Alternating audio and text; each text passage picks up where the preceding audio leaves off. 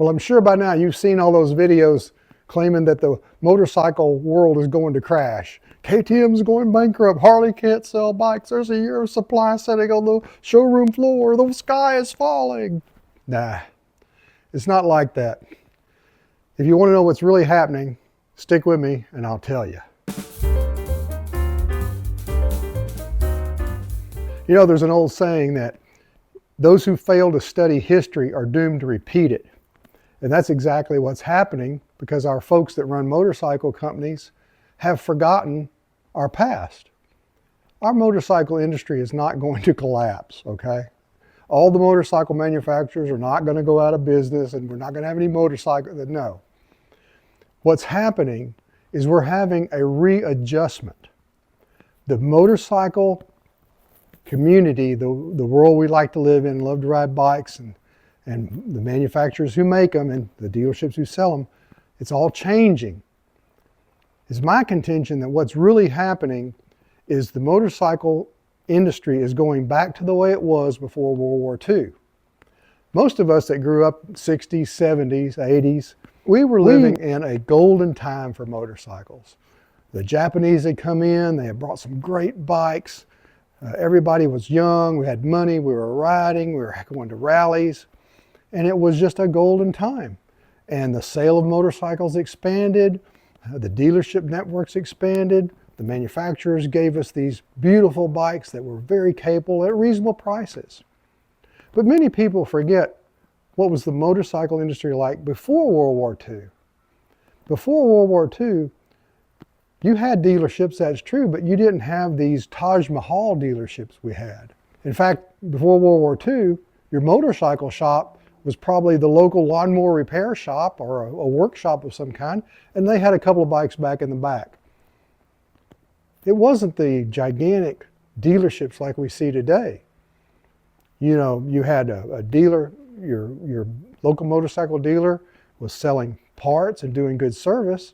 And if they sold a bike maybe once a month, they were having a hell of a good year. What's happening is we're going through a readjustment. Now the problem with that is many of these motorcycle manufacturers today have not studied their history. And they did not realize our market was significantly changing and was going to change. And this readjustment was coming. Harley Davidson is a perfect example of this. Let's say that you were the head of a motorcycle manufacturing firm here, a big one, okay? And you had a choice in the late 80s, early 90s, 2000s. A, double down on what you were doing, keep building huge, expensive motorcycles that only the most wealthy people could buy and ride. Or B, begin developing a line of less expensive motorcycles that were lighter, that would bring new riders into your company and would ride your product. Take a moment and tell me in the comments below which choice you would have made if you were running a major manufacturer.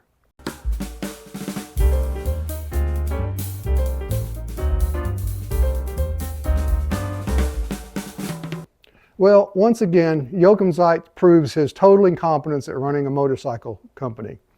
He chose option A, which was wrong. Option A says, our market, our customers aren't getting older. There'll be plenty of old people that'll buy our motorcycles, no matter how big they are, how expensive they are. Well, that's not quite right, is it? And so what happened? Harley Davidson continued doubling down, building the same old thing.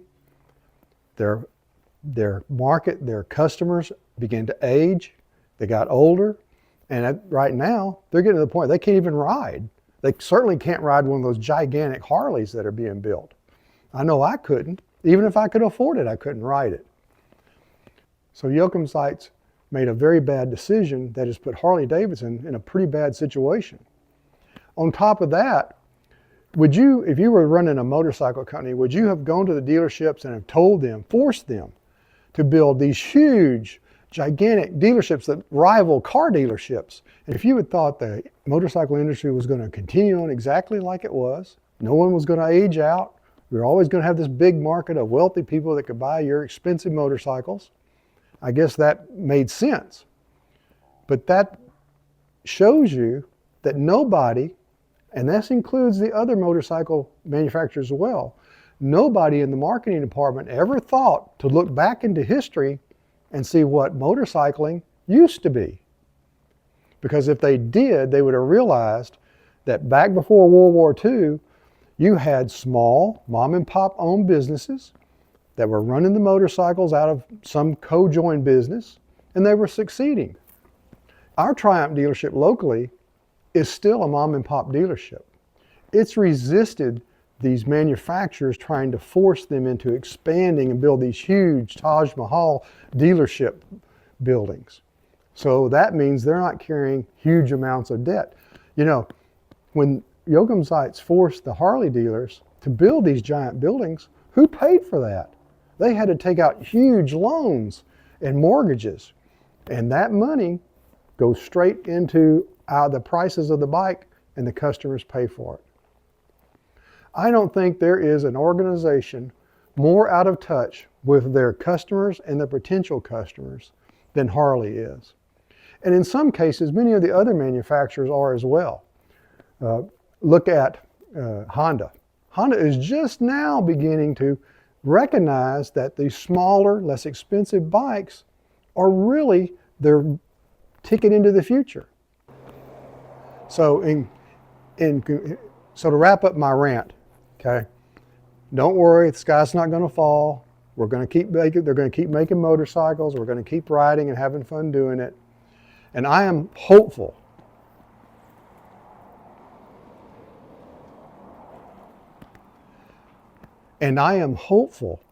that the manufacturers will wake up, they'll get back in touch with their market, start talking to the riders and the customers, asking what they really want, and building bikes that people really want, rather than.